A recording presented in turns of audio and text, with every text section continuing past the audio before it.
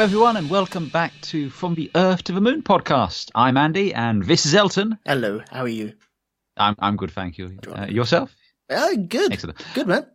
That's right. I'm glad to hear it. You know, off to a flying start's what we want. You know, things are going to plan. Exactly. And we're here to talk about Apollo 11 and the episode Mare Tranquilitatis. You see, you got me fucking double checking myself now, you bastard. That's the thing, isn't it? Why would you do that? Why would you call it that? We're here to talk about the Sea of Tranquility. Thank you. There you go. I've translated it from the Latin for you. You're welcome.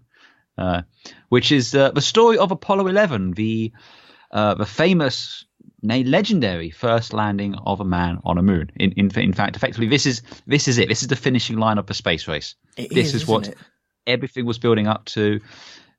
Basically, after this happened, the politicians, the American public, pretty much everyone said, okay, we're done now. We've got no more interest in this. We're good. And that was basically it. This was effectively the death knell for the Apollo program, tragically. Yeah, them actually completing the mission, wasn't it? It was what they set out to do. Yeah, okay, fine. We did it before the end of the decade. Okay, do we keep doing this now? I guess we do.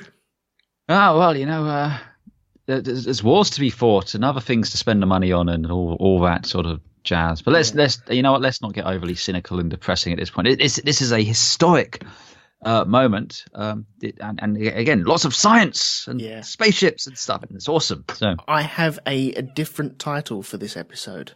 Do you? Yes. Who's that? Grumpy Buzz. There is a lot of grumpy buzz. Yes. I've made several notes referring to Grumpy Buzz. He's such a mardy little git, isn't he? I was trying to think of a way to tie it into Heisenberg or Walter White, because you know he's definitely channeling a little bit of that in there. Oh, there is tons of that. You're just waiting for him to crack out some blue meth, aren't you? I thought he did on the spaceship. You know, once they landed, you know, he reaches into his pocket. Out comes this white pap. And poor old Michael Collins ends up playing a game in a grotty bathroom at some point, doesn't he? A little bit. I was going to say, I think Michael Collins was like, when he saw what was going on, was like, I'm okay with being the one who's stuck on my own out there. You know, anything to be free of you two. Yeah. Oh, ends up cutting his foot off. What a shame. Yeah.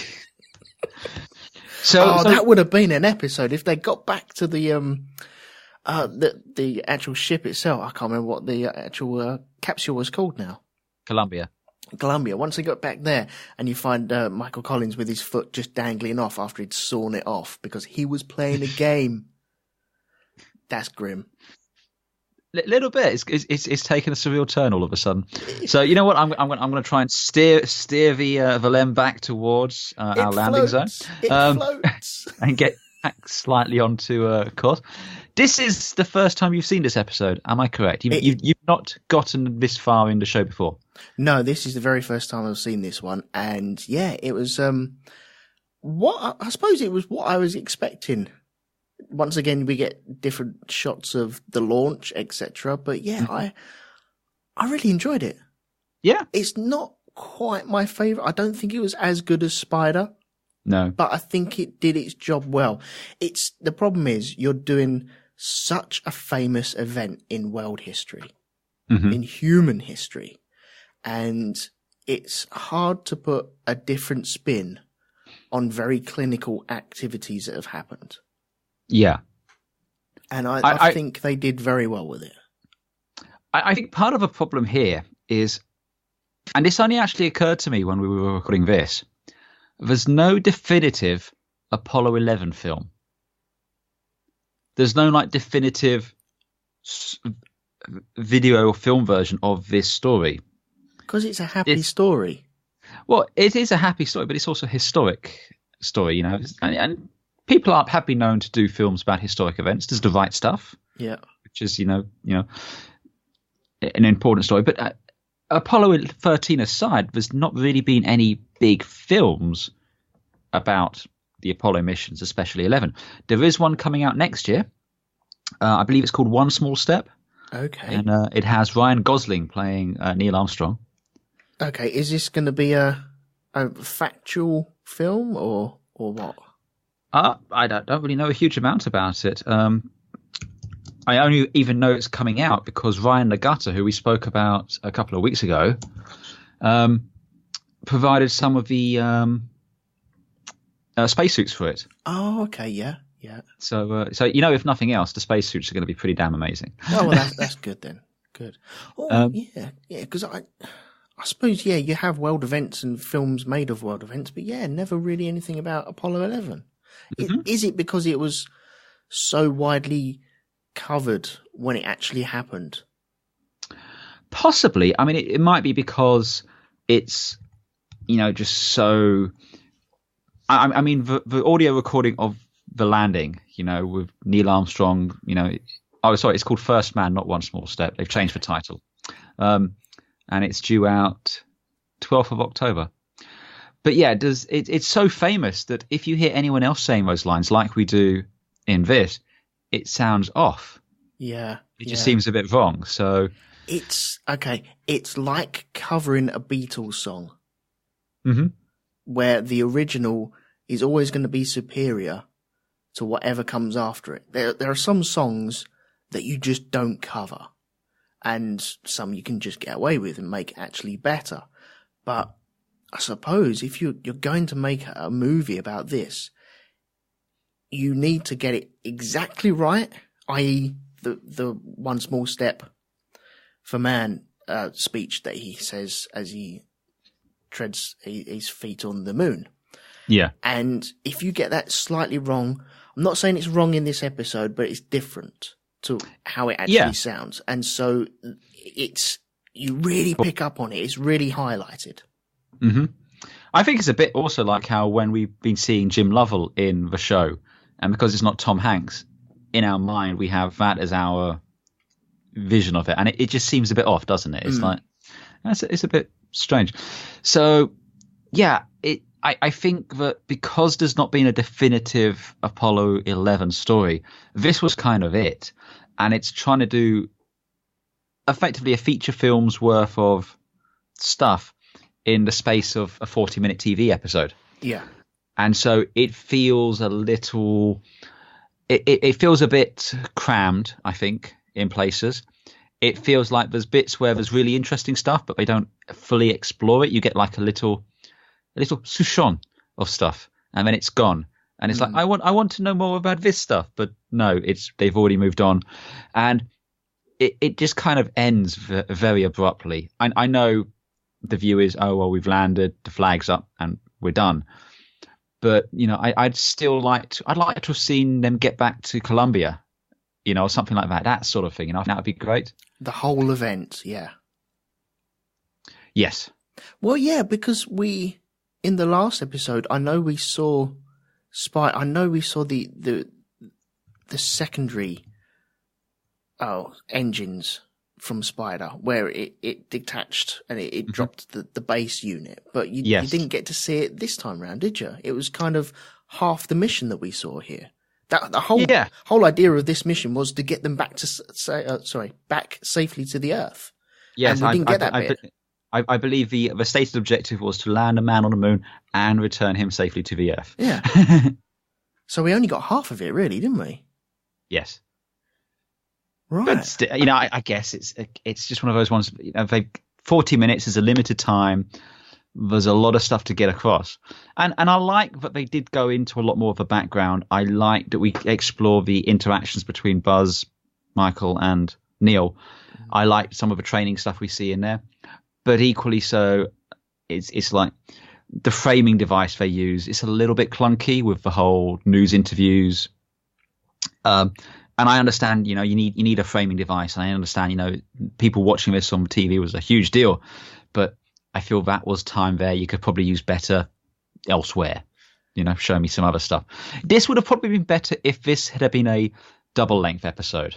So if this episode had been an hour and a half, that might have been better. It would have made us a sense. little bit extra time. Mm-hmm. It definitely would have made I think sense. so. Yeah.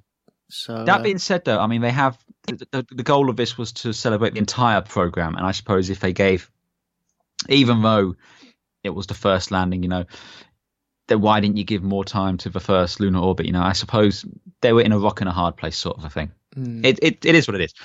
hell, with one exception thus far, I'd have been fine if every episode had been an hour and a half long. So, I'm down with that. Yeah, definitely. I suppose, you could be forgiven for giving it either a double length or a two-parter on this episode. But, 40 minutes is quite short for everything to be crammed in on. And as you say, with the actual interview style of talking to the guys and then having flashbacks within that as well, I would prefer to have seen their more day-to-day activities and relationships between all three, and maybe even seen them in what would have been like the backup crew on some of the missions as well. I know we're not. Well, they were the backup crew for Apollo 1, so it would have been really interesting to see that, I think. Yeah, that would have worked. Just again, the whole, the reaction to the fire and what's going on there, and then, everything that kind of, because they then had to work through all these problems, and they knew that mission better than anyone alive after that point. They could have easily been the ones doing that test. So it would have been cool to see that sort of an angle there.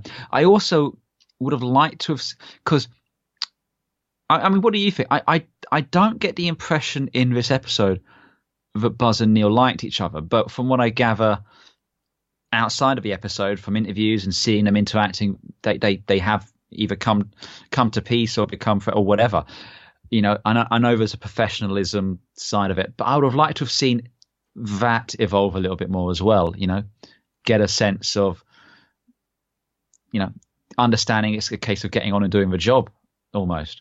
Because it basically just made Buzz look like a massive dick for the most part.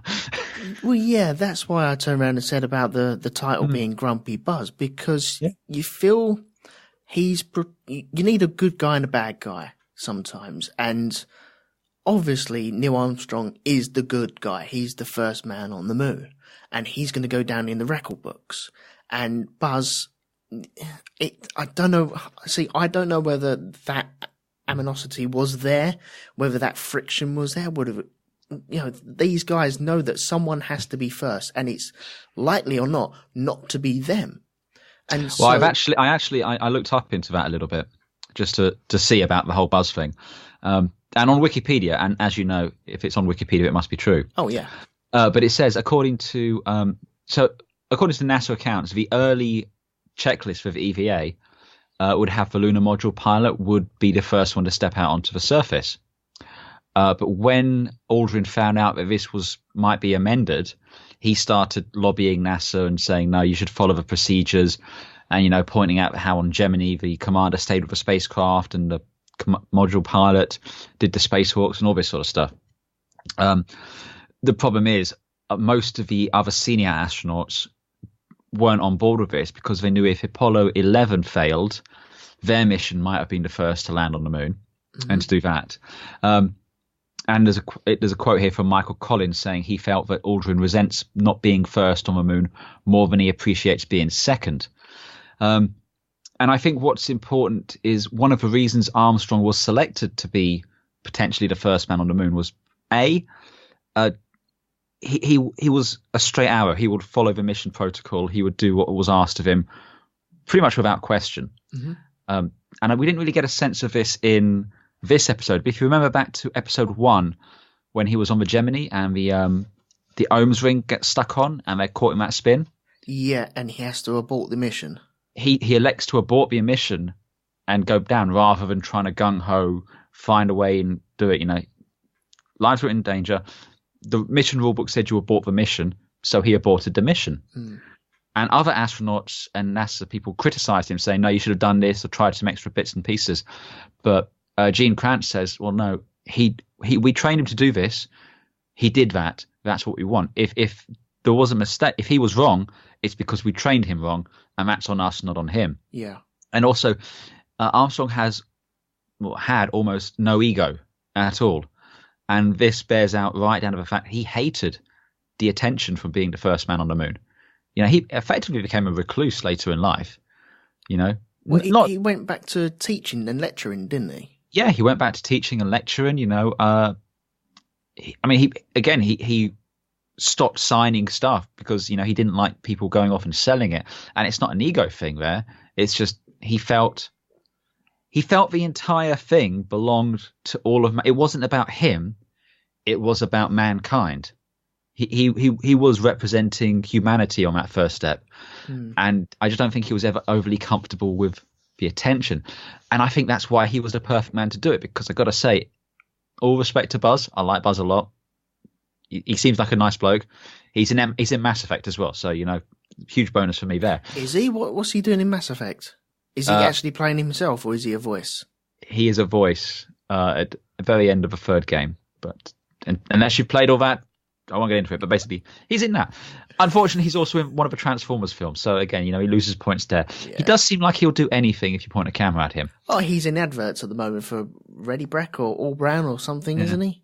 Yeah, he'll also punch moon conspiracy theorists. So that's another bonus point there. Yes, yin and yang, really, isn't it? We're not dwelling on that. But my point is, I imagine if he had been the first one on there, I think there would have been an agenda behind it.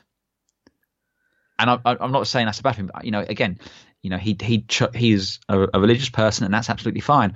But he chose to have a communion on the surface of the moon, and it was a private thing for him there. But I think if he was the first man on the moon, there'd have been a lot more read into that, and what he says would carry more weight, rightly or wrongly.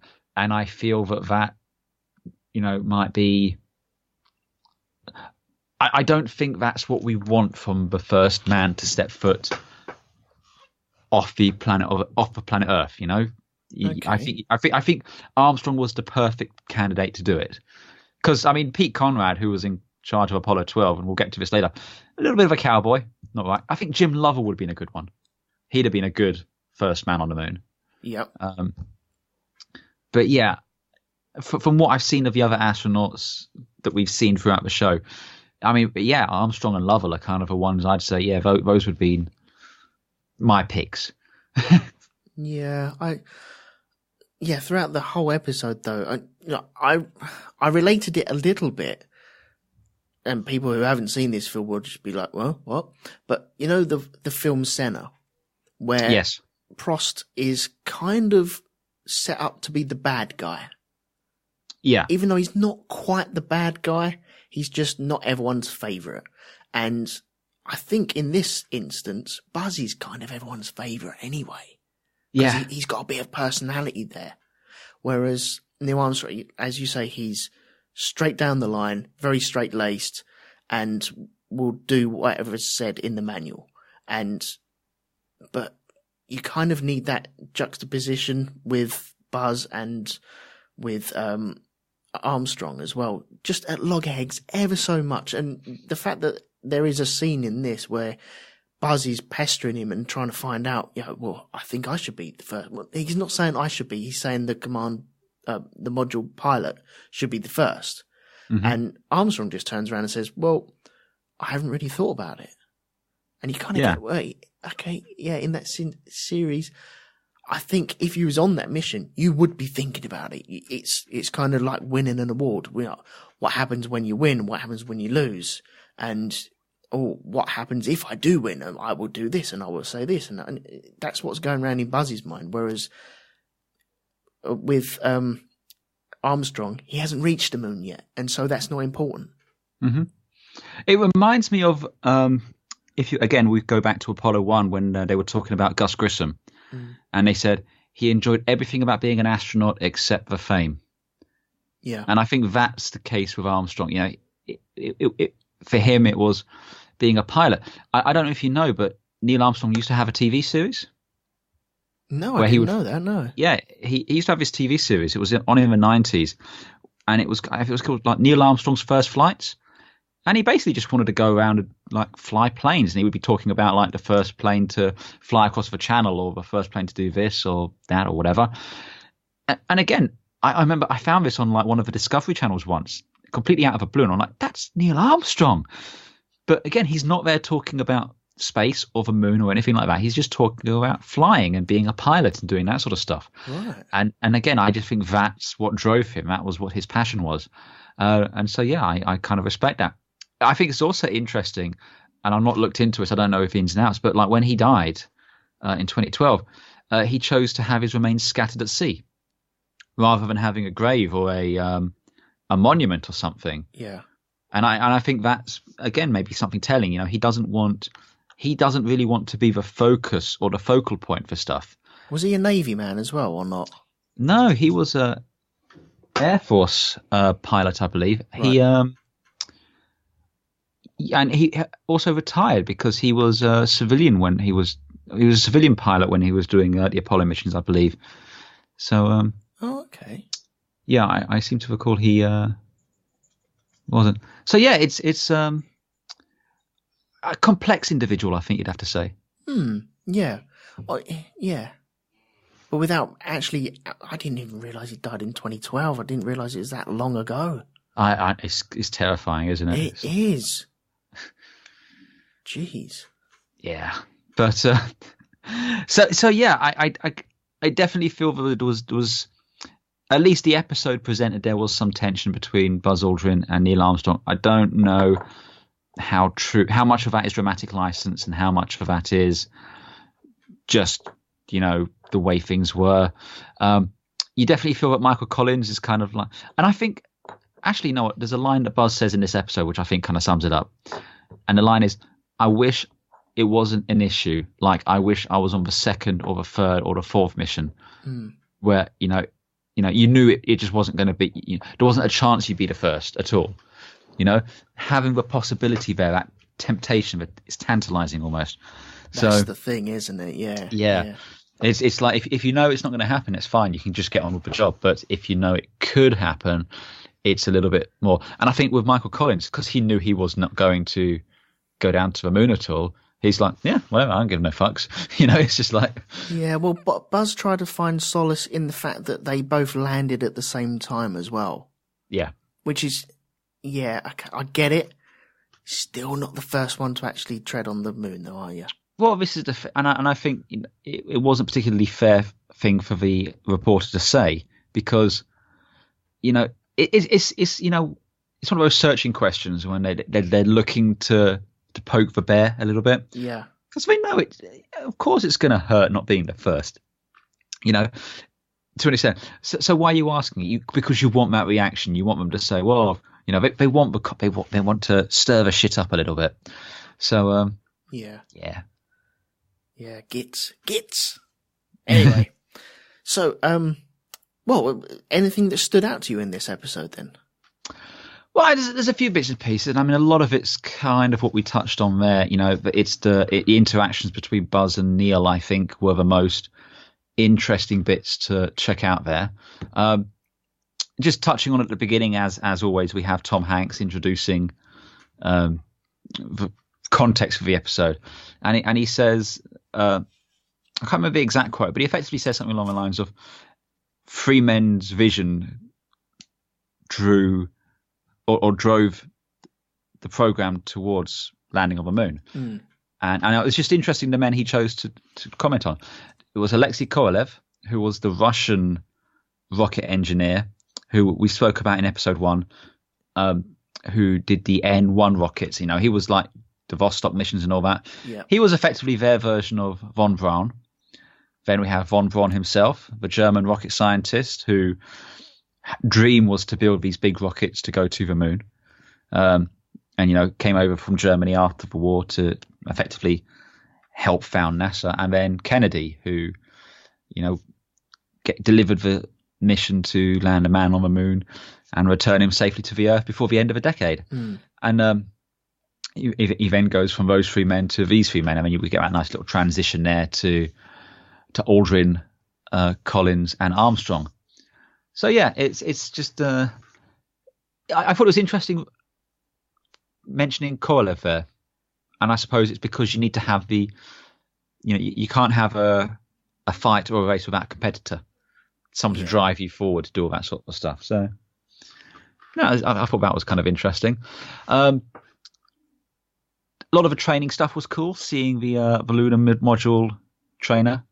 That's why we didn't see it last episode. Then that would explain that. Yeah, and that was kind of cool seeing that going on there. That was wicked. That sort of stuff. Yeah. Oh wait, I wasn't talking about the bedstead here. I was talking about just for simulator. No, the bedstead was cool as well. Oh, okay, cool. Yeah. But no, just computer room with the little camera going around the model of the moon. That was cool. Closer and closer. It's just like high tech stuff, man. As if they made it to actually crash through the model that they built. Yeah. Although, probably didn't have stoppers on it, I'd imagine. So. Well, yeah, and I also just like the way, Buzz is really worked up about the crash, because Neil didn't abort and it's going to go down as a crew failure and all this.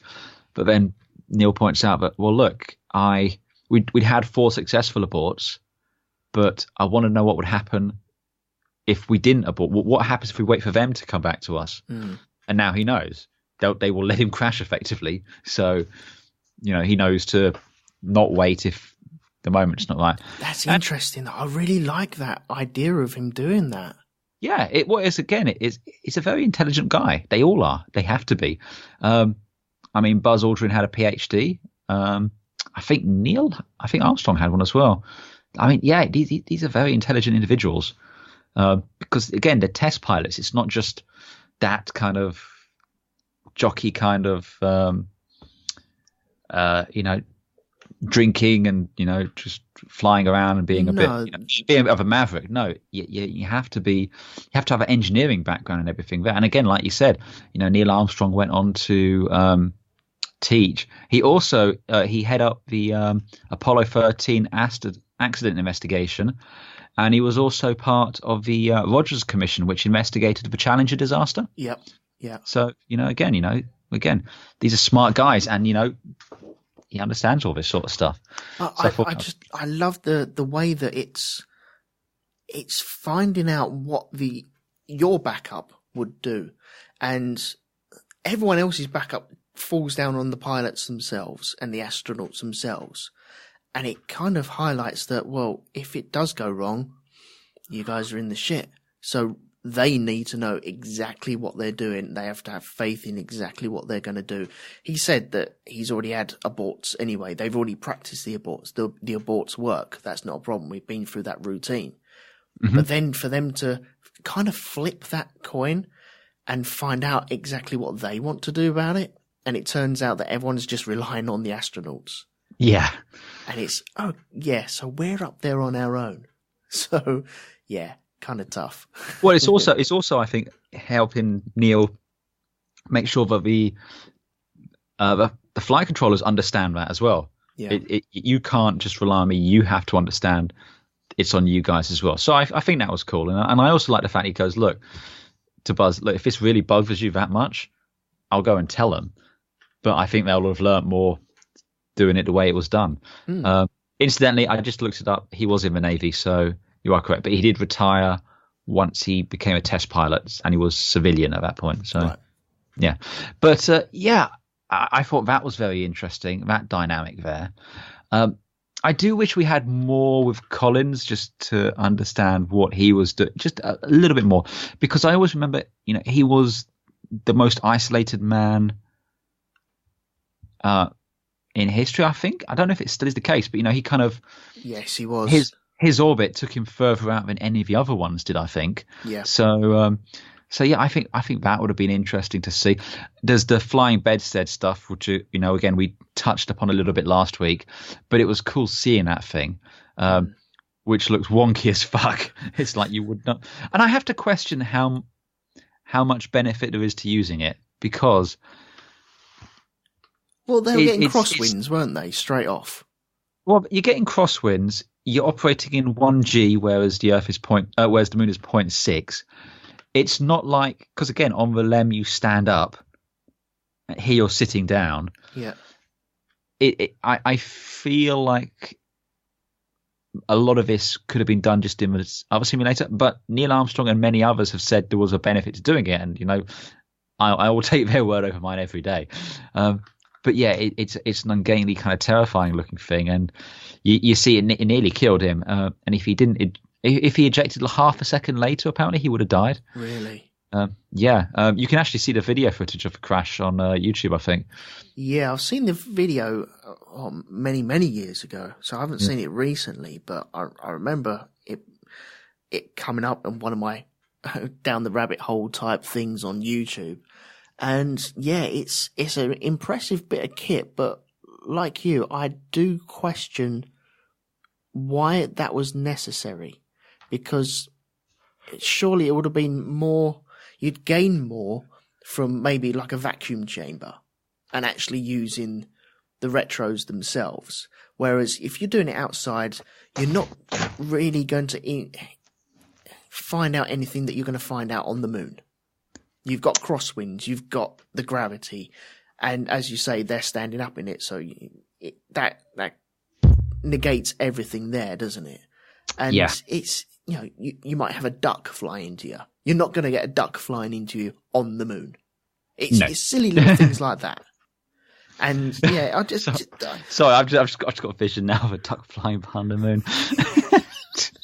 Where the hell did that come from? Houston. There's a duck. Oh man, but yeah, I get why they built it. I get the idea behind it, and I'm not saying it's a silly idea. It's just trying to see if you can actually control this sort of thing, because it had a dirty big motor hovering them up, whereas the LEM wouldn't have that per se.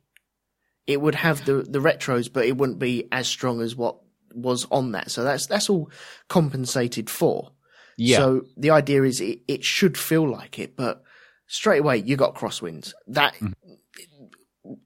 anything that you get, any recorded data that you get from that mission is null and void, because it doesn't matter. You're not going to get that up on the moon. No. But that being said, still a cool bit of kit though. Oh, it's definitely very impressive to see the thing going. I definitely think it probably made their lives a little bit more interesting than perhaps it would have been otherwise. But if nothing else, that maybe just taught them to respect the lunar lander. Respect, how dangerous it potentially could be. So, like I said, these guys are a lot smarter than we are. So I'll take it as read that they know what they're talking about in doing that. I will say this though: the crash they show in the episode does feel a bit like something out of Thunderbirds. Oh yes, definitely had that kind of. I was expecting some puppets to come walking by next. Scott Tracy to come and. Yeah, there were a couple of shots in this episode like that, especially that crash when it's flying as well. There's a couple of shots where it's very Jerry Anderson, isn't it? Yeah, a little. Even the LEM landing with, instead of it coming down, the camera pans up to make it look like it's coming down. It just looks a bit, it's a puppet. It's a puppet type thing. Yeah. So there was that aspect. I thought it was interesting. They're talking about, how they were training, right up until the day of the launch. And again, that just kind of makes sense. You don't think about, okay, you finish training, the launch is in a week or something, and then no, it's literally the day before takeoff. You're still doing the simulations and training and everything like that, and just that kind of build up. That doesn't surprise me though. No, it doesn't surprise me, but it's just something you don't think about. And maybe this is just something that came off of Apollo 13 and the way it's filmed. You get that bit where they're standing outside, you don't get a sense of the training goes right up until that point.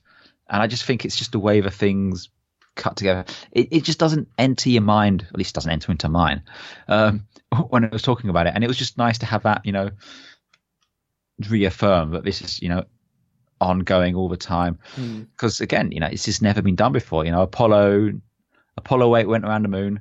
Apollo 10 went around the moon with a LEM and got close. This will be the first time actually doing the landing. Yeah. And that was just kind of cool.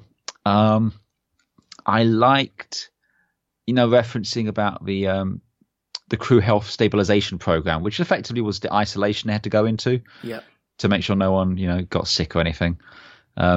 because obviously the last thing you want to do is being sick on the way to the moon, like Charles Borman was, like Rusty was, like God knows how many others were. I mean, I definitely don't think their quarantine procedures were quite as rigorous as perhaps they had hoped.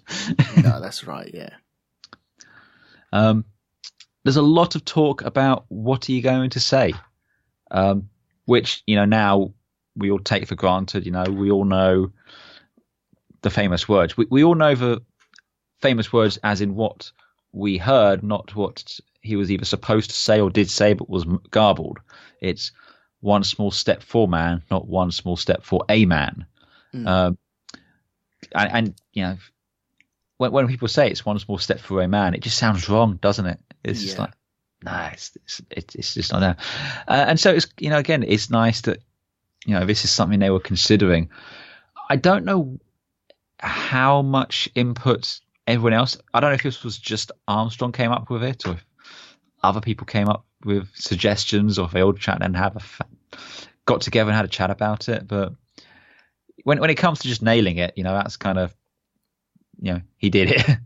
Oh God, yes. Yeah. But then again, I think, you say that he nailed it with the words that he said. Yeah. But if anything else had been said, because it's been repeated so many times, written down so many times, reported so many times, that would have been just perfect as well. I get. Yeah. The words that he said are perfect. And, yes. And they forever will be perfect. But if it was something slightly different, I remember hearing something that the first words on Mars were going to be, and it was yesterday it was a dream. Oh, was it yesterday it was a dream? Today it's reality. I don't know, some bullshit that really didn't make any sense. But I think if that was said on the moon, it would have been perfect. Mm-hmm. But I still love exactly what he actually said there. No, it's just one of, we'll never know, will we? It's just, it's one of those, in another parallel universe somewhere where he said something different. Yeah, that's what you need. It's the first time that anyone's done anything, and so that's always related to, isn't it? Yeah. Yeah, I mean, I was just reading on the wiki, Neil's brother said that he showed him a draft before the launch, whereas the guy who interviewed him for a book says Armstrong said he just came up with it spontaneously. Right. So, yeah, who knows? It's just one of those things, I guess, that we'll just never know. So I thought that was interesting. I did like the suggestion. I think it was from Collins, who says you should say, "Oh my God, what is that thing?" Then scream and then cut your mic. I'd be like, yeah, that there's why I would never be allowed to do something like that, because that is exactly what I would do. Yeah, well, I would have landed Apollo 10, wouldn't I? Yeah. And my dead body would be not rotting away, but yeah, we're rotting away in my spacesuit, I suppose. So, do you remember a film? I think it was Space Cowboys with Clint Eastwood and Tommy Lee Jones and all that. Is that Duvall in there as well? I think Duvall's in it as well. Yeah. Right. And anyway, I just remember at one point, because reasons, one of them has to fly to the moon. Jesus. And he gets there and, he dies. But the final picture is him just, his spacesuit sitting there looking up at the Earth like, he's smiling like, yeah, I don't care. I made it. And I'm like, yeah, I can respect that. Yeah, I can actually. Yeah. It's not a terrible film, Space Cowboys, either. I think we should get Lee to do it at some point. Right, I'm gonna write that down and make sure I remember that. Stick it on the docket at some point. So there's, we also hear a bit more about the fallout from the Apollo 8 Genesis reading. We mentioned about the atheist who was suing NASA about it, and also that kind of ties into why when Buzz did the thing about communion, he had to keep it very nondescript what he said. So he just said something along the lines of, wherever you are, just take a moment to give, to contemplate and to give thanks for this in your own way. And then he took communion on the surface of the Earth. And, again, more power to you, mate. Fair play. Do you know what? I didn't know that he did that. Did you not? No, I had no idea that he did that. Maybe I only know about it because I've seen this before, but I heard about it. It's just something I've known about for a while. Yeah. But again, they don't make a song and dance about it, and so that's kind of, fair enough. Yeah. What about the master alarms that they get along the way as well? Ah, yes, for 1201 and 1202 alarms. That's correct, That's yeah. going down. I did think it was quite funny. You kind of think that these guys would have the answers at their fingertips, not going through these ring binders trying to find the numbers and all that to find out if it was go or no go. Yeah, it's fault code finding, isn't it? Basically, yeah. Do you know what these are? Did you look it up? I didn't look. I know one's a programming alarm, and they're both safe to go anyway, aren't they? They were both safe to go. Basically, what it was saying is there was too much data coming into the computer for the software to program in to extrapolate in real time. Mm-hmm. So it was warning them, saying, "Okay, I'm going to focus on the important shit right now. There's other stuff I need to do, but I'm doing the important stuff, and then I'll get to the other stuff." And that's what that alarm was basically they're saying. I think there was too much data coming in from the radar or something like that. Yeah, that's what it was. Yeah. Yeah. There is a letter from Margaret Hamilton talking about it, but basically it says there was too much data coming into the computer. The computer can't do stuff in real time, so it's basically saying I'm overloaded with more tasks than I should be doing at the moment. I'm going to keep only the more important tasks, i.e. the ones needed for landing, going at the minute. So that's really what it was there. It surprises me they don't have the people that wrote the codes in situ in Houston at the time. I think they do, but again, there's so many codes. Again, that's code 1201 and 1202. That's up until that point. There's 1,200 other codes prior to that one. Right. Okay. I'm just going to go off on a little tangent here. This is a little bugbear of mine in life as well. And, okay. People that write codes. Hang about. Do I need to get the Curb Your Enthusiasm music going? You might need to, yeah. Okay. Don't, but yeah, you might need to. When people write codes down, and yes, it's not saying that there are 12,000 before that. There could be 10 before that, and it's all subdirectories, etc. Yes. But I sometimes use a little tool that I plug into my operating unit, and it comes up with a code. And you think, well, instead of coming up with a code, couldn't you just write down exactly what's the problem? Now, I know we're talking about 1960s tech, where you're not going to have that space, and having a name for something come up is more data than it could actually extrapolate from the computer itself, and so a code works. But it still bugs me ever so slightly, especially when they put code numbers in, and then you look at your book and it goes not used, and you're like, but why is it there? Why is that code number there? And it's just saying not used. So why put it in there? It just doesn't make sense. So that it's just a little bugbear in my life that I encounter, not on a daily basis, but yeah, sometimes I bump into it. It's just so frustrating. No, I know when I first heard the alarm call out, I thought it might be, you have a 12, so there's a block of problems with, come under program 12, which might be guidance issues. Maybe that was the case. And then, 1 and 2 and the more, vital ones. But given that they were relatively minor issues, I don't think you'd have, I think if it was like, an alarm 1 problem would probably be something like, this is very, very bad, whereas, 1201, it's like, okay, well, we're high into the 1200s here, sort of thing. So it's not necessarily mission critical. Let's just see what it is. Yeah. Well, yeah, you could. And then again, you're talking about NASA, so possibly you could be going to hexadecimal, which is even higher up. Also, there's potentially a thing where it's with the computers and everything like that. You have, they could talk about we're in a program 67 and stuff like that, or we're in a program 4. So there's lots of shorthand numbers they're bouncing backwards and forwards, which I'm guessing they're knowing. Yeah. Yeah, very frustrating sometimes, but I get it. And then again, that's why I don't work for NASA. Yes. That is the only reason we don't, because we don't like numbers. So yeah, I mean, there was other problems as well, though. We have like they're having problems with their communications. Yeah. Definitely feels like there was and it's weird because again, we're used to Ed Harris playing Gene Kranz.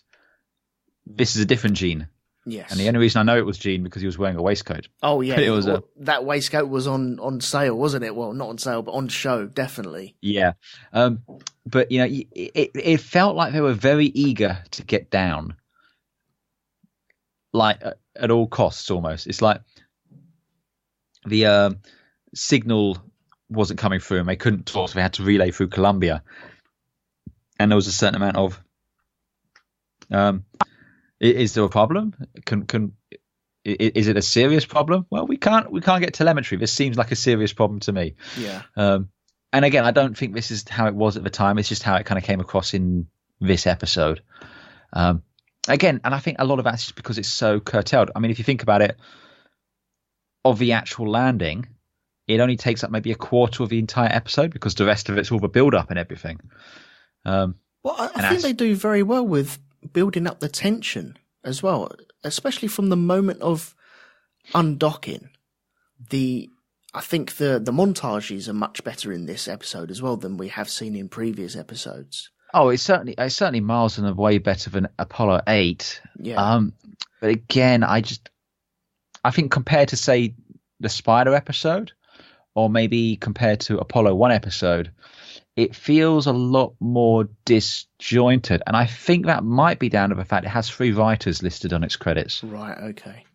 You've got. Hang on, let me just look this up, because you've got Al Reinhardt listed as the writer who wrote 1968. Then you have Graham Yost who wrote Apollo 1, and then you have Tom Hanks. And they're all listed as writers on this, whereas all the episodes prior to this have just had a single writer. Yeah, do you get the feeling that they all wanted to be on Apollo 11 writing situation? Possibly. It might also be a fact that, you know, I think what you'd have is one of them wrote the stuff as in the here and now in the module and, you know, doing the EVA walks and all that. Mm-hmm. One of them wrote the flashbacky sort of dramatic stuff, and one of them wrote all the stuff in the newsroom and bits like that. Maybe I don't know, that sort of thing. It just feels very much like you've got 3 different people putting their oar in almost. Yeah, you know. So yeah, it can hinder. But then again, if you got 3 people doing 3 different sections, I think that kind of would work. It's like when wasn't Giger asked to do some of the stuff for Dune? As in direct it? No, as in some of the design stuff. So he did almost all of it, I think. Well, I thought he was supposed to. He was asked to do some of it, and they wanted to get someone else to do something else. Possibly. It's been a while since I've watched a documentary, Jodorowsky's Dune, which is a very good documentary, people. You should check it out.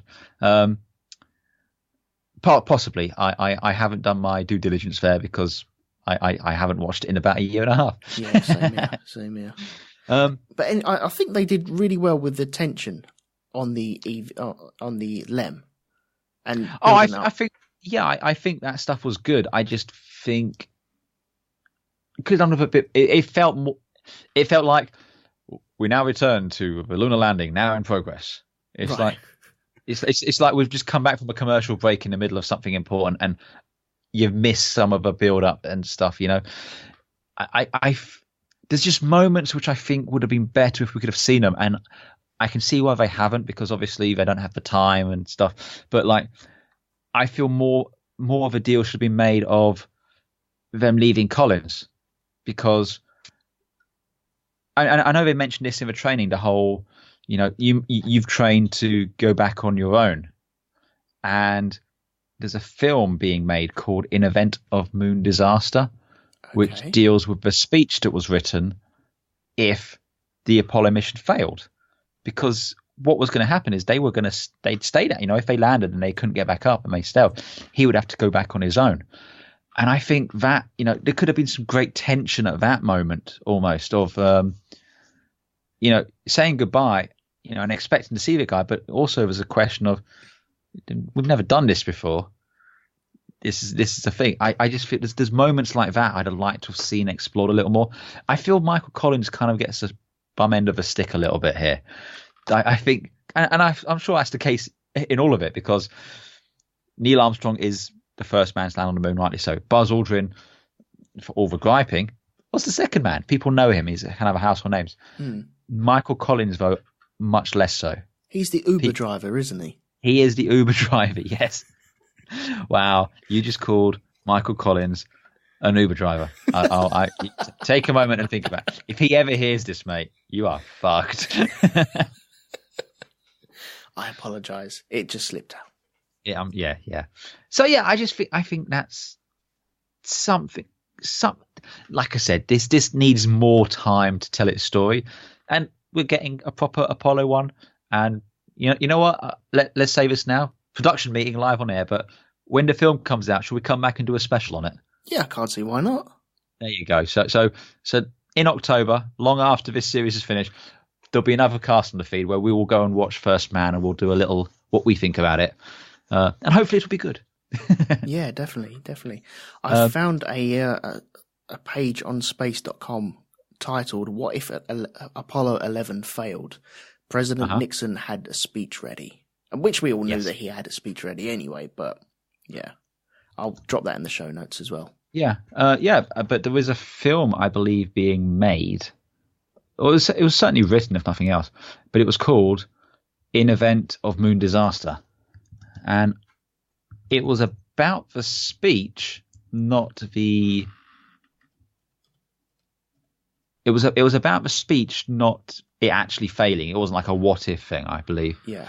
But yeah, I don't know whatever happened about that. Might have to check out at some point and see. Do there must be a TV program pitch somewhere where you could turn around and say make programs on stuff that didn't happen, i.e. if Apollo 11 went wrong, what would happen? That would be episode 1. Episode 2 would be, I don't know. Oh God, now I'm stuck. This is why I don't pitch programs either. Oh God. Okay. JFK not getting shot. Yeah. So, yeah, let's go with that one. Yeah. Yeah, apparently the film's in production hell. There's a screenplay, but it's not come out. But that I think would be fascinating to see. So yeah, that would be very interesting as well. I thought what was interesting as well is they talk about the logo, because I know we talked a little about logos last time out. Yep. No, it was on the Apollo 8 one, and about how they didn't put their names on this patch because it's bigger than the three of them.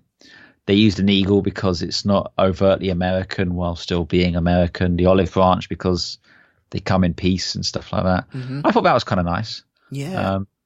And again, just getting a bit of a background behind there. It was also nice. It was Collins explaining it. I don't know if he did design it or anything, but that was kind of cool. Well, I think in the episode they did say that he designed it. He came up with the design. Okay. So whether that's absolutely bang on true or not, I do not know, but I can't see why it wouldn't be true.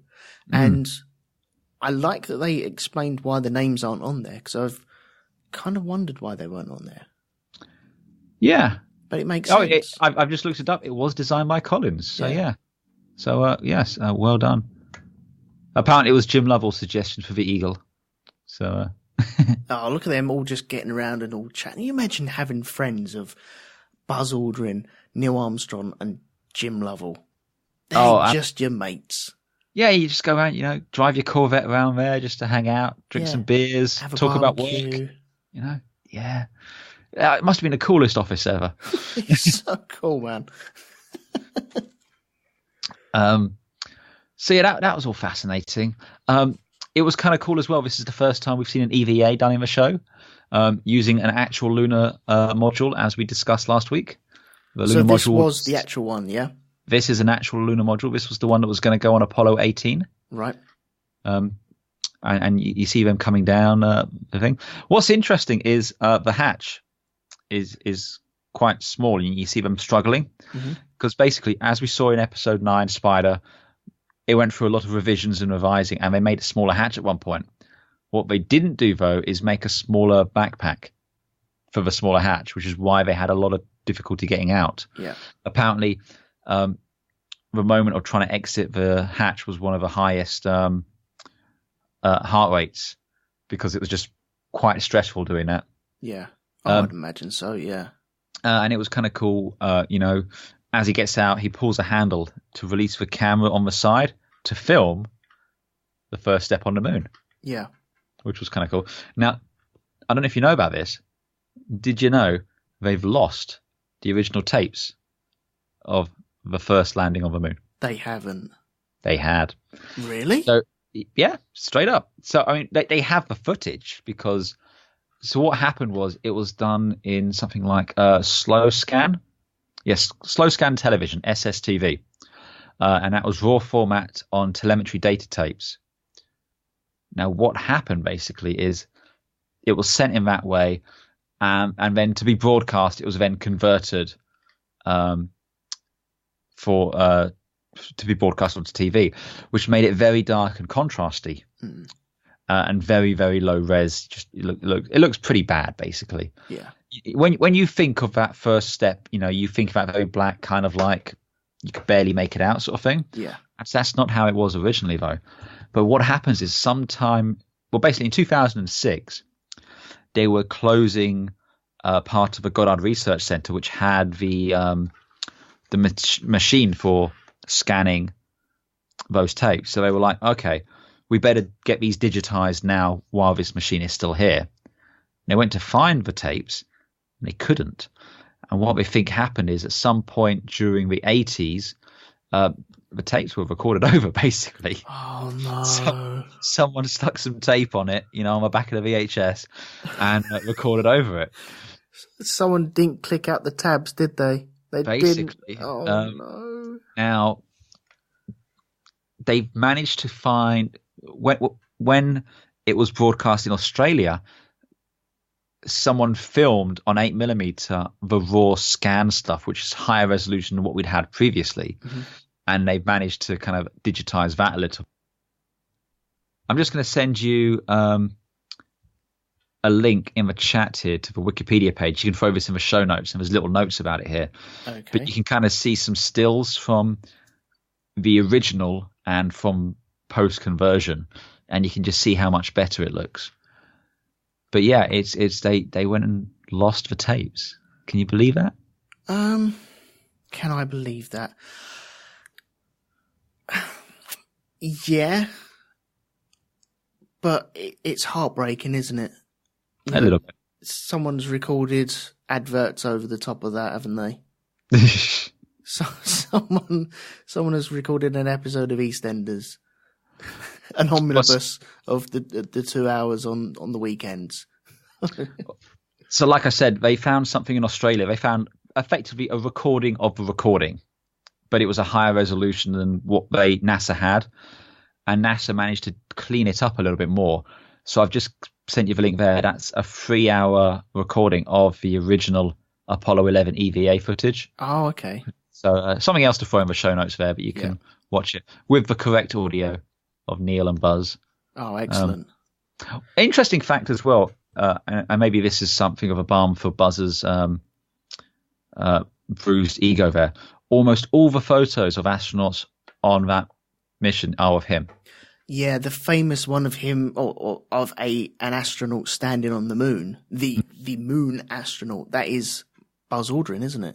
Yeah, because Neil had the camera, basically. Yeah. And he went and features in almost all of those ones. So I think that's kind of cool as well. Do you reckon Buzz said that to him? Well, you're the commander, so really you should be taking all the photos. I get the distinct impression Buzz was probably sulking. and just didn't care. That seems to be the vibe I got. Right. Just thinking about that footage. Now, there is one way of actually getting that original footage.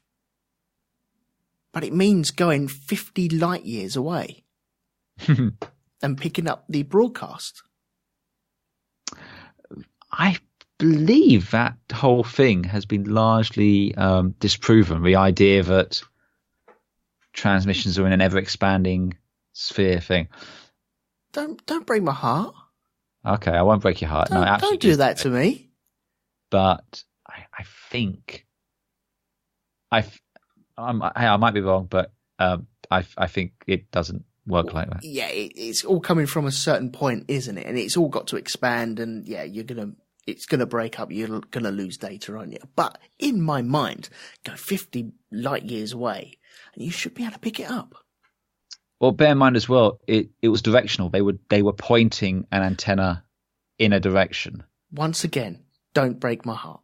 Okay, I'll stop that then. I'll try and I'll try and stop that. Yeah. From happening. Another little interesting thing, and this kind of ties into what we see at the end of the episode. Something unique about the Apollo 11 landing site. So you know the flags they have set up there. Yes. Now you've heard that all those flags have been bleached white from the sun, yeah?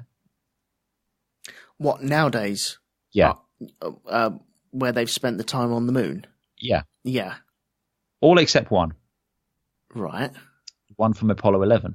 That fell over. It fell over. Yeah. Yes, because they planted it too close to the Lunar Module. So when it took off, it blew over. And they believe it was covered with dust from the engines. But even if it wasn't, one side will still be visible. But yeah, it's the only lunar flag that would still look like the American flag. Right, okay. There's a very good book I read recently called Artemis by Andy Weir, who wrote The Martian. Yes. And that's set on the moon. I'm not sure exactly when. I think it's in the mid to late 21st century. But they've basically set up like a national park around the Eagle landing site. Yeah. And, no one's allowed to touch anything, and it's all kind of fenced off and all that. And that's kind of when we do go back to the moon, these sites are going to be largely preserved, I suppose, aren't they? No one's going to want to touch anything. I hope so. Do you think, because I don't know this, I've never really looked into this. Do you think Neil Armstrong's first step is preserved, or was it trodden over? Because he kind of does it off to one side. So I'm wondering, did he do it to one side so that would always be there, and then after that they were all that, or do you think as soon as Buzz got off, he made a point of just stepping in it? He just kicked it around. Exactly, just like kick. I think that would have been. I don't think that their idea would be to preserve the first footprint on there. I think that it probably would have been kicked around. And when the LEM took off again, if it's going to blow over a flag, then it probably blew the footprint away. Yes, fair point. Or yeah, half of it partially away. Mm-hmm. So I think there will be remnants of their footprints. Well, there are, because we've had I can't remember what mission it was, but we had a mission where it went around the moon, scanning the moon, and they found the Eagle, didn't they? The Lunar Reconnaissance Orbiter. Yeah, and they found. Yeah. So, again, can I just rant a little bit? Or all you motherfucking moon conspiracy theorists out there who go, well, why don't we go and take pictures? We have done. We've posted the pictures. You just don't believe them. Yeah, exactly. Yeah. Oh, it's too grainy. No, it's fine. It's absolutely fine. And you can see the Eagle. You can see the reflectors that they put on there, and also what the other things. I can't remember the name of them. I had them in my head a minute ago. Things that do the earthquake.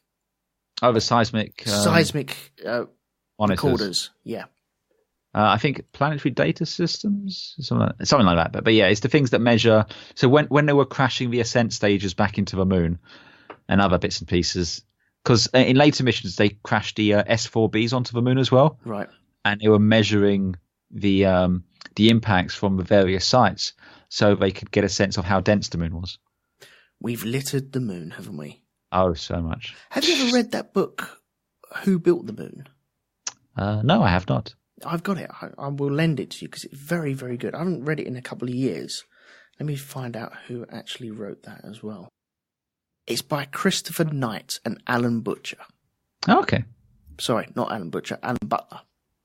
And it's called Who Built the Moon? And I've got it. I will lend it to you. I think it's a very good read and recommend it to everyone. Okay.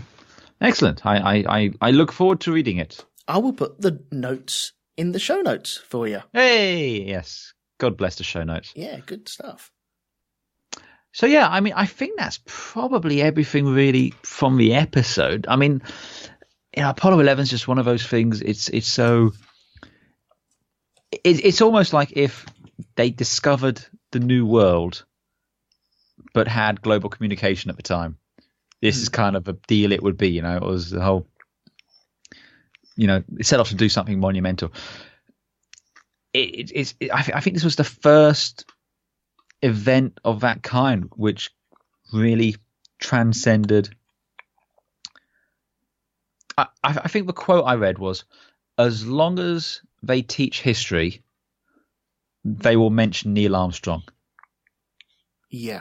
And I think that's kind of a level that you're at. I mean, it might change. It might be once we have a first man on Mars, or, we have colonies on there. Maybe it will become more like the Chris Columbus sort of thing where, most people know of him, but not necessarily everyone knows of him sort of thing. But it's still, at this point in time anyway, it is one of those, everyone will know the name Neil Armstrong. Yeah.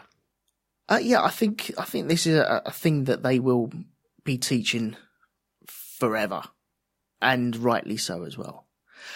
Can I ask you, I know we mentioned it at the very beginning though, but where they get the speech pattern of the actual speech itself when Neil Armstrong puts his foot on the moon. Yes. Does it bug you that it's wrong? Or not wrong, but it's different to the original? It bugs me. Well, so firstly, a lot of the time when I hear the speech, I hear the one from Apollo 13. But one in Apollo 13 is cut down. Right. Because in Apollo 13 it goes, I'm at the foot of a ladder. We see you. The LEM footprints are only depressed in the surface about 1 or 2 inches. It's almost like a powder. It cuts out the bit when he's talking about the what the surface is made up of and everything like that. There's like an entire paragraph they've cut out in Apollo 13. And because I grew up listening to that so much, I say grew up, from 95, but still, that is still, when I hear it, it's the cadence that I have in my mind. Yeah. But I mean, for what it's worth, they got it right to what he actually said, word for word. And they pretty much got the pacing right. The difference is, it's just the voice is different. It's just not Neil Armstrong saying it. Possibly it could be that thing where it's so ingrained and you've heard it so many times, any deviation is slightly off-putting, should we say? Yeah, just a little bit. It's just a bit off, It's a bit like I suppose it's a bit like the difference between Pepsi and Coke. Oh, I don't know. Okay. Right. Look, they're both black and fizzy and taste vaguely of cola. Yeah. They both do the same job at the end of the day. The problem I have when people don't get this sort of thing right, I had the problem with, the film The Thing, where you had the two-headed or two-faced creature, and in the remake / prequel, where they had the two-faced creature, and it doesn't quite look like the original. And in my mind, there's no excuses. That should look exactly the same. You've got all the time in the world and all the resources. There's no reason why that shouldn't look the same. And when you do a speech like this, they're actors, and surely they lock themselves away for a day and, right, this is important. I must get this exactly right. Otherwise, just use the original. And as far as I'm aware, all the NASA stuff, that's all out of copyright anyway. Or it never was in copyright. It's all free to use. Yeah. To a certain point, and then if you're making a program, then yeah, you have to pay for it, etc. But there are no excuses. And for an actor to get one of the most important speeches in world history slightly wrong is jarring. Yeah, I need to listen to the actual recordings again and see. I'm not entirely sure they did get it wrong. Because, like you, I don't think they would. I think that's something, especially with Tom Hanks on board, they'd make sure they got it right. There's a little gap. There's a slightly elongated gap between, for man, one small step for mankind. There's a slight gap there. Are you suggesting they got William Shatner to record the line? Because if they did, that would be amazing. I would love to see that. That would make me turn off. Sorry, it's just a nitpick. It really is just a nitpick. I was going to say, yeah, you picked some pretty fine nits right there. Yeah, too right, man. Too right. But apart from that, I thought it was a really well-constructed episode. It's not my favourite, but no. I think Spider in the first episode are my favourite. But this is on it's the solid next tier one. down. Yeah, it's a good, solid episode. And again, I think until we see what they do with the First Man film, it is the definitive Apollo 11 story. Mm-hmm. So we will have to see. I look forward to seeing that, though, definitely. Cool. Right. I think we should end it there, then. I think so. I think just the last thing I'll say, actually, before we do go, is I do wish we'd seen more of, like you said, coming back, the mission back, the ticker tape parades and all that that they got, because, that's something we don't really get to see elsewhere. And I think that was an important part of the story as well. Also, I've seen the Apollo 11 command module, Columbia. Yeah, which looks like most of the other ones, but yeah, it's just kind of, it's great that it still exists. It's a tangible thing you can go and see. You can't see the Santa Maria or anything like that. You can't see, these other important ships which went and did stuff like this, but you can go and see that. Yeah. So, and they're currently restoring it. To stick in the Smithsonian again next year for the 50th anniversary. They're also restoring Neil Armstrong's spacesuit. And if you check out the blog, I'll send you a link to stick in the show notes. But there's some great pictures there. And it's just really interesting reading and all that sort of stuff. So, yeah, it's very cool. Good stuff. Good stuff. Yeah, like you, I wanted a little bit more. Just leaving them on the moon would have been a perfect time to say, okay, right, now next week we will see the rest of it. Yes. But, yeah, I suppose it kind of leaves me wanting more, which is a good thing in the long run. Mm-hmm. So, yeah. But then again, in the other episodes, we've seen them getting back, haven't we? So we kind of know what we're getting in the return. We know that they got home safely, but we know how they did that in all the other episodes. Well, one thing they did on this, which they never did on the other ones, is they went into quarantine. That's right. Oh, yes. And you see, there's footage of Nixon coming along and they're all looking through a window, aren't they? Yeah, that was that. The other thing I think is interesting as well is you can bring back the moon rocks. That's something they hadn't done before. Yeah. So that was a first there. And yeah, I think there's a lot of that sort of stuff which kind of just connects in. I think there's a lot more like I said, we could do an entire series just on Apollo 11 at the end of the day. Yeah. Well, how much rockage did they bring? I was going to say, but mass sample 21.5 kilograms. Yeah, because I know that like the first thing Neil did when he got there was like got an emergency sample in case they suddenly had to bugger off. Yeah. Yeah. And they only spent 2.5 hours on the actual surface itself. Yeah, well, I mean, only in the later missions they really start spending a huge amount of time and like sleeping there, like spending multiple days. Yeah. But again, that's just the nature of it's such a teeny tiny little spacecraft. There's not a huge amount you can do with it, I suppose. No, that's true. That's true. Yeah. Right. Okay. Right. I think we should finish it there. Yes. Yes. Third time's a charm. We will finish it. Yeah.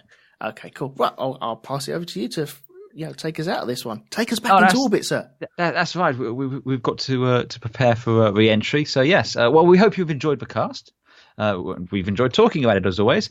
Elton, where can people find you when you're not doing this? Well, when I'm not doing this, I'm normally doing other podcasts, which mostly involve you, which is a great burden to myself. But there we go. Yeah, it's one of the things I have to go through. You made that deal with the devil. This is the price you pay. I did, yes. And you can find all of them over at rogue2media.com. We have the Grand Prix podcast. We have the Band of Brothers podcast. Shonky Lab, you pop up on there from time to time. You're on the latest episode. Yep. Yes. I also do the Black Dog podcast, so pop along there at blackdogpodcast.com. I don't come on that one very often, though. So if people are sick of me but want to listen to more of you, that's usually a safe bet. That is a very safe bet, yeah. Every now and again you pop up there. But it's few and far between. I think you're mostly safe there. Yeah, pop along to rogue2media.com. All the links are down there in the show notes as well for all the other stuff that you can click on and listen to. And I'm sure you'll be able to find something that you heartily enjoy. Yes, there's a wide, an eclectic range of podcasts there. And you can also find other fantastic podcasts like Hypnogoria from Jim Moon, which is all about horror and fantasy and things like that. So give that a check out. There's the Borgcast for Star Trek stuff. There's the Great Derelict for just general science fiction, malarkey and bits and pieces. Yes, there's many, many fantastic podcasts. Go and listen to them and support your podcasters and stuff like that. Remember, if we get to 2 billion on our Patreon, me and Elton will go to the moon. Yes, there we go. Yeah, we have actually said it now. So. Yes, we've said it's official. So 2 billion, and that's a month. Just to be clear, not a one-off, not total. If we get to 2 million donations a month, we will both go to the moon. And Elton hates space travel, so it's a burden for him. Yeah. None of this just dropping 2 billion and then clearing off the next month. It's got to be a constant thing. Yeah, absolutely. We don't want you just kind of like saying you're going to donate, and then as soon as we give out rewards, you're buggering off. So. Yeah. Anyway, I think that's it for this one. But yes, do join us next time out where we join the crew of Apollo 12 for the episode That's All There Is. Excellent. I haven't seen this one, so I'm looking forward to it as per normal. Do you know anything about Apollo 12? I know it's the one in between 11 and 13. Wow, there you go. Well done, you. But not much more about it. I'm guessing it's like the Apollo 10 of everything. I definitely think it's the middle child of the Apollo missions. Right, okay. From what I remember. But it's a good... You get to meet Pete Conrad properly, so cool. He's a character. Good stuff. Okay, well, I'm looking forward to that one as well. Excellent, cool. Well, thank you very much, sir. I enjoyed doing this with you as ever. And until next time, I should go.